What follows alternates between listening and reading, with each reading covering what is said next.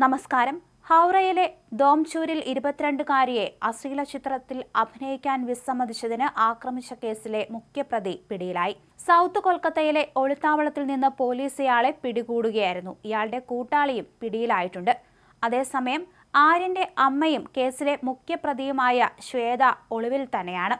ആര്യനെ വിശദമായി ചോദ്യം ചെയ്തു വരികയാണെന്ന് പോലീസ് അറിയിച്ചിട്ടുണ്ട്. അതേസമയം ഇവന്റ് മാനേജ്മെന്റ് കമ്പനിയുടെ മറവിലായിരുന്നു ഇവർ യുവതികളെ ഉപയോഗിച്ച് അശ്ലീല വീഡിയോ ചിത്രീകരണം നടത്തിയത്.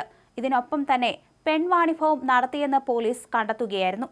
അശ്ലീല ചിത്രത്തിൽ അഭിനയിക്കാൻ വിസമ്മതിച്ചതിന് 6 മാസത്തോളം അമ്മയും മകനും തന്നെ തടവിലാക്കിയെന്നും ബാർ നർത്തകിയായി ജോലി ചെയ്യാത്തതിന് ക്രൂരമായി പീഡിപ്പിച്ചെന്നും ഒരു 22-കാരി വെളിപ്പെടുത്തിയിരുന്നു.